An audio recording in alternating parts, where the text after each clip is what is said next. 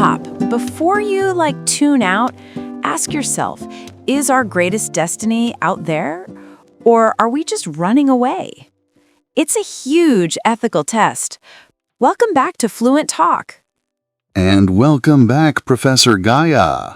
Friends, remember our focus. This program helps you understand English at a really, authentic conversational pace. If you can follow every complex idea and every realistic pause, your English is truly excellent. And if you find the scientific terms, challenging, please don't give up. Just pause, look up that one word, and then listen repeatedly. That repetition is the key to achieving professional fluency, I promise. That's great advice. Now, let's leave the study tips behind and dive into today's monumental debate, the ethics of space colonization. I argue without hesitation that for the long-term survival of the human species, it is a biological and technological imperative to colonize space. It's our ultimate insurance policy. Dr. Orion, that is the ultimate ethical distraction. We are spending billions to escape the mess we created while ignoring our fundamental obligations right here. That is a philosophical argument, Professor. We must consider the immense threat of resource scarcity and the guaranteed extinction event that, is coming eventually. Let's establish the fundamental reality. Extinction events are inevitable. To secure the longevity of the human race, we must become a multi-planetary species. Colonization isn't optional. It is the ultimate, necessary hedge against extinction. That argument, relies purely on fair. The most immediate extinction event we face is climate collapse, which we created, and that must be solved on Earth first. The extinction event. Can you define precisely what a scientist means by that dramatic term, Professor Gaia? I'm happy to clarify. An extinction event is a large-scale catastrophic event, like a massive asteroid collision or maybe a planetary ice age, where a very high percentage of all living species on Earth die out in a relatively short period of time. It, threatens the continued existence of humanity itself. Exactly. And a space colony ensures we survive it. Furthermore, we face crippling resource scarcity here, which can be solved by mining the virtually infinite resources in the asteroid belt. If we can afford to mine the asteroid belt, we can certainly afford to invest in sustainable energy and circular economies on Earth. You're just exchanging one form of resource scarcity for another. The massive, financial cost of launching. We must never cap human ambition. Stagnation is like the first step toward decline. Let's talk about the profound ethical dilemma of terraforming. We land on a world, like Mars, and we deliberately change its biology to suit us. Do we have the moral right to destroy another world's natural state? That's not destruction, Professor. That is creation. We are taking a barren, dead rock and giving it life. It is the ultimate expression of human ingenuity. But we barely follow the rules of planetary protection here. Why should we trust humanity to be good stewards of another world when we have failed so miserably with Earth? We, just export destruction. I must interrupt. You use two terms that sound contradictory. What is the fundamental goal of planetary protection? What are we trying to protect? Planetary protection is an international set of treaties designed to prevent biological contamination. We want to avoid carrying Earth microbes to another planet, which might destroy indigenous life or contaminate samples, and we want to prevent bringing dangerous alien microbes back to Earth. That is simply a matter of technology we can perfect. We cannot let the fear of contamination stop us from achieving terraforming. That is the main goal. Terraforming is the ultimate act of environmental arrogance. We are fundamentally changing an entire world because we are too, irresponsible to maintain our own. The reality is, space colonization will not be funded by governments. It will be driven by private entities. These companies, driven by innovation, will require clear guarantees of ownership and corporate sovereignty to recoup their immense investments. We must allow space capitalism to thrive. Corporate sovereignty in space? That is, terrifying. It suggests a future where the resources of another planet are owned and controlled by a handful of billionaires, recreating the very worst aspects of inequality and exploitation on a cosmic scale. But without the promise of profit and corporate sovereignty, why would any private entity invest the trillions necessary to build colonies and develop the essential infrastructure? Government funding alone is insufficient. Hold on, Dr. Orion. This term corporate sovereignty sounds dangerous. Can you define what kind of power you are suggesting these companies should have on another planet? Like full political control? Corporate sovereignty means the right of a private company to establish its own governance, resource laws, and property rights on a new world or asteroid where no current sovereign nation exists.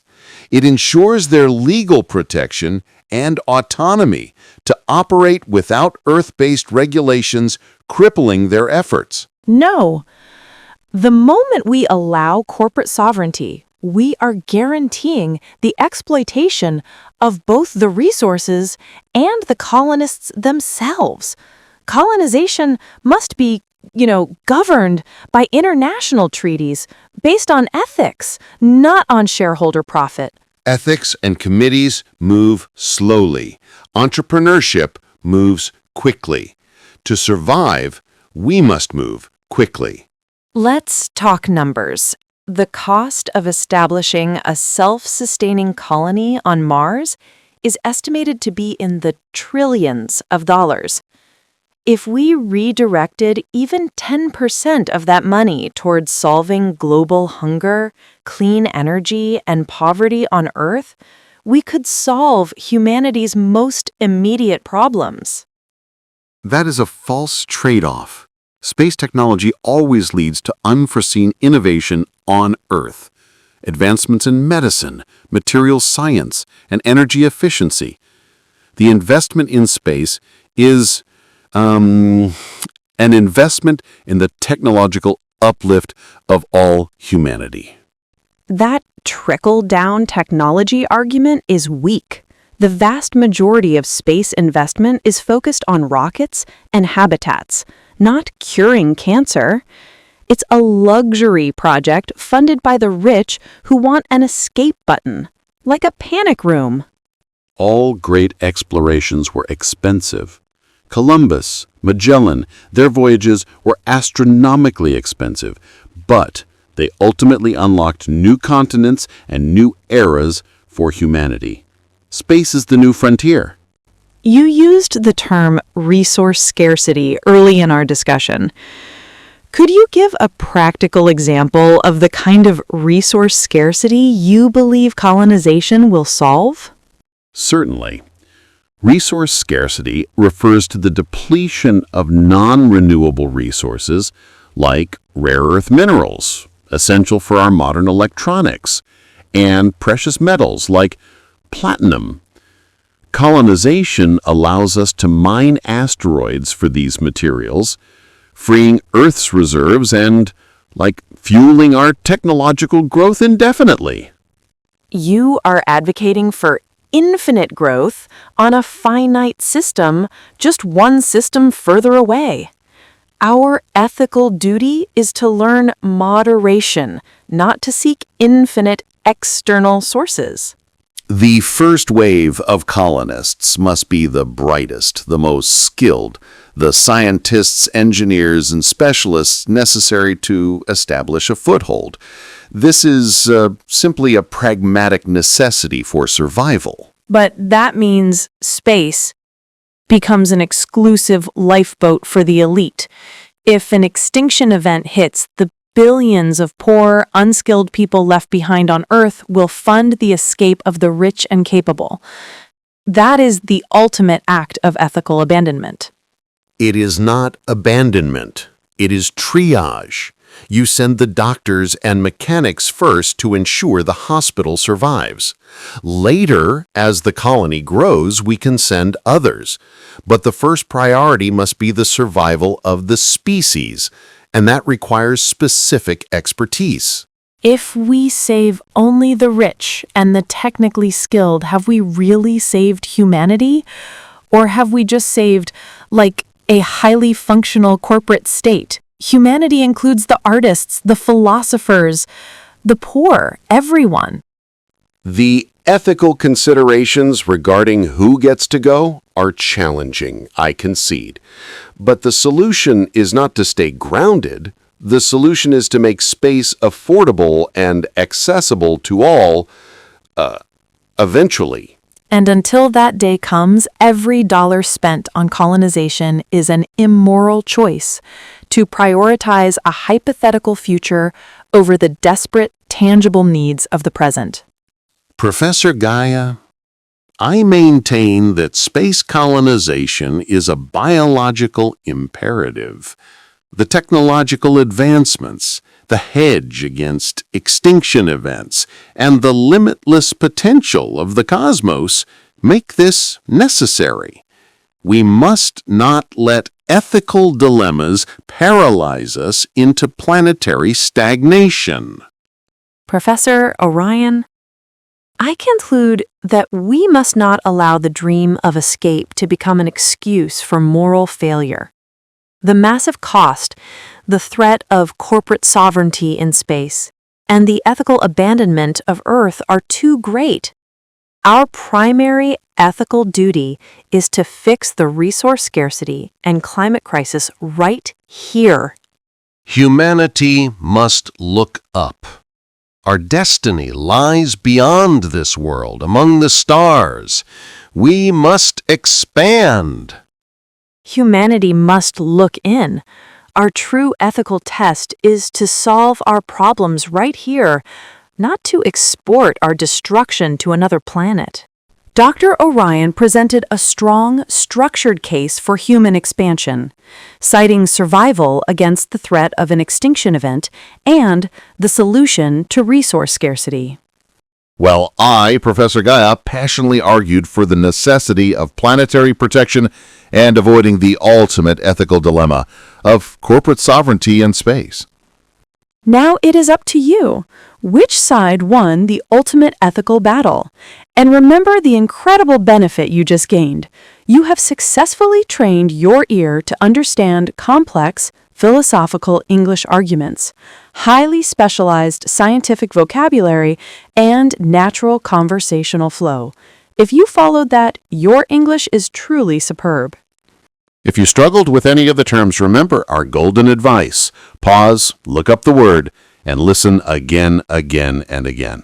Please like this video and subscribe to our channel for more intense, high-value debates every single day on Fluent Talk.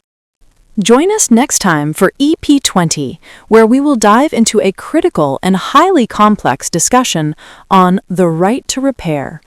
Should corporations control who fixes your tech, or is it your fundamental right?